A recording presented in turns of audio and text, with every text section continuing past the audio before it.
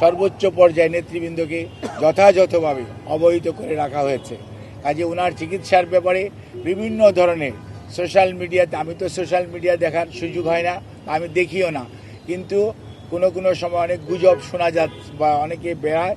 আমি সবাইকে অনুরোধ করব, দয়া করে দেশনেত্রীর এর প্রতি যদি আপনাদের শ্রদ্ধা এবং ভালোবাসার নিদর্শন স্বরূপ বিনীতভাবে অনুরোধ করব, আপনারা দয়া করে যে শুড ফ্যাক্ট এটার বাইরে কেউ গুজব ছড়িয়ে মানুষকে দয়া করে বিভ্রান্ত করবেন না।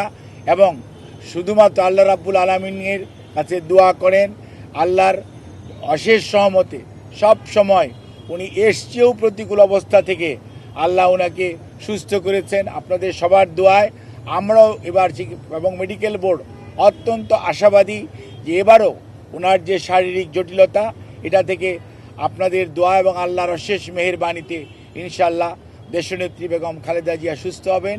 আর বিদেশে যাওয়ার ব্যাপারে আমাদের সর্বোচ্চ প্রস্তুতি রয়েছে। যখনই ওনাকে বিদেশ নেওয়ার জন্য মেডিকেল বোর্ড যথোপযুক্তভাবে তৈরি মনে করবেন, শারীরিকভাবে মনে হবে যে ওনাকে সেফলি ট্রান্সফার করা যাবে। কারণ মনে রাখতে হবে 12 থেকে 14 ঘন্টা যখন আপনি এয়ার ফ্লাই করবেন, তখন যে হাই অল্টিটিউডে মানুষের শারীরিক যে পরিবর্তন হয় সেটির সাথে খাপ খাওয়ানো একজন অসুস্থ মানুষের পক্ষে সব সময় সম্ভব হয় না। কাজে এই জিনিসটি খেয়াল রেখে আপনারা দয়া করে বিভ্রান্তও হবেন না, দয়া করে কেউ বিভ্রান্তি ছড়ানোর চেষ্টা করবেন না। সর্বোচ্চ পর্যায়ে কাতার গভর্নমেন্ট এবং আমাদের যে অন্তর্বর্তীকালীন সরকার সর্বোচ্চ পর্যায়ে সহযোগিতা আমাদেরকে করছেন এবং তারা ওনাদের বিদেশে নেওয়ার ব্যাপারে ওনাদের যে সহযোগিতা অব্যাহত রেখেছেন। বাট ওনার শারীরিক সুস্থতা এবং চিকিৎসা মেডিকেল বোর্ডের যখন পরামর্শ হবে তখনই ইনশাআল্লাহ ওনাকে বিদেশে নিয়ে যাওয়ার হবে। তবে সবার আগে মনে রাখতে হবে ওনার চিকিৎসাটাই সর্বোচ্চ প্রাধান্য পাবে।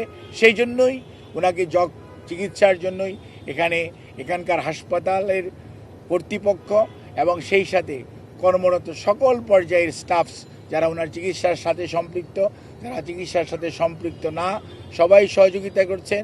সর্বোচ্চ পর্যায়ে হাসপাতালে ভর্তিকৃত অনেক রুগী এবং রুগীর আত্মীয় স্বজন আমাদের অনেক আবেগপ্রবণ আমাদের সহকর্মীদের কারণে হয়তো অনেকভাবে বাধাগ্রস্ত হচ্ছেন। সেজন্য আমরা আপনাদের কাছে, যারা একটু মনে কষ্ট পাচ্ছেন, তাদের কাছে আমরা ক্ষমা প্রার্থী, আপনাদের সহযোগিতা চাই। এবং সর্বোচ্চ পর্যায়ে আপনাদের সহযোগিতা ছাড়া আমরা সত্যিকার অর্থে ওনার চিকিৎসা কার্যক্রম অব্যাহত রাখা কষ্ট হবে।